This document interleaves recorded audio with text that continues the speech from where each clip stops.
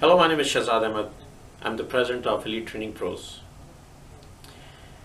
I have been receiving a lot of queries about how to screen the tenants. So I thought I'll just give you a few quick tips about how to screen your tenants. So now you have a house or a basement which you want to rent. You have a couple of choices. If you are renting the upstairs part, I would highly recommend that you should use a realtor, and they can basically go through the whole process. They can screen the tenants for you, and you don't have to go through the hassle of screening the tenants. But let's say you want to do yourself. But before I go do it yourself process, I want to mention that there are few brokerages, and most of the brokerages actually, who will not allow a realtor to market basement as a rental, because most of the basements are not legal, and brokerages do not want to go into trouble. So they will let the agent to market or advertise the upstairs, but not the basements. So let's say you're going through a process of finding a tenant. There is a screening process, and you must follow these steps. Now, this does not guarantee that you will always find the best or perfect tenant. But what it will do is probably eliminate 95% of the time that you will find a bad tenant. So you have to go through this process, and you will basically just remove those not so good tenants. Number one, and this is the number one thing, Equifax report, which is credit report. Ask the tenant to provide Equifax report or credit report. Now, all they have to do is to go to www.equifax.ca. It's EQUIFAX.ca. Once they go there, they will find two reports. One is $13 or $14, and one is $23.95, which is approximately $24. Ask them to provide a report which is costing them $24. The only reason is that this report contains the credit score. If you see a credit score of 680 or less, well, you should reconsider. I would take someone who is even at 650.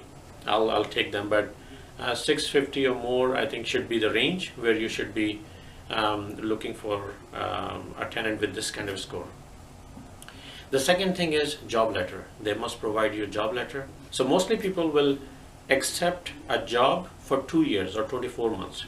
However, I have taken people who have worked for only a year or so that's okay. You have to make that decision. What kind of company they work for, how much money they're making. All this information should be on the job letter. You must ask them to provide 2 recent pay stubs. Now, the key point is recent pay stubs, which means last 2 weeks, maybe last 2 stubs from last 3 weeks or 4 weeks. They should not provide you something 3 months ago, because that shows they may not be working at their present job. And last but not least, you need to get the rental application, where they will provide you some personal information, driving license, what kind of car they drive, and personal references. Now, once you have collected all this information, you must verify this information at least by calling the company. When they have provided you the job letter, it has a name signed by someone and a number to call them. So you need to call them and confirm whatever information they have provided on this letter is true information. Also, you should call those 2 personal references which they have provided on the rental application.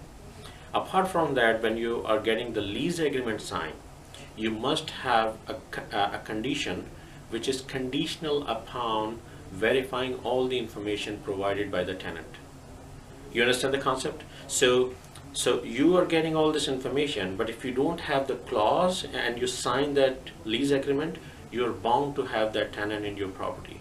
So you have to have a condition which says this lease is conditional upon verifying all this information before finalizing this deal. So and you should give them 2 or 3 days to verify this information. And once you verify this information, everything is fine, you're good to go. Now, this will eliminate 95% or more situation where you have to deal with not so good tenant, but you have to go through the due diligence. And on top of everything, yes, you have all the paper, you have verified information and everything, go with your gut feeling. I mean, when you're talking to people, when you're meeting with people, you have some gut feeling, I don't know, I'm not feeling comfortable, even though everything seems to be okay, but I'm not feeling comfortable. So if you have that feeling, don't do that deal, because I have taken people who went through the bankruptcy. They have filed proposals, but for some reason I felt they're good people, and I truly believe that bad things happen to good people too.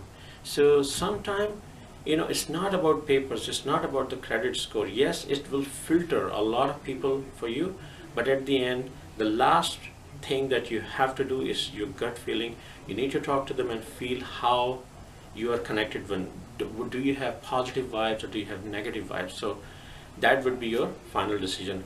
Hope this helps. Also, if you are looking for tips on a certain or specific topic, please feel free to email us at support@elitetrainingpros.com. Support at elitetrainingpros.com, elitetrainingpros.com, and I'll try to cover that topic. See you then.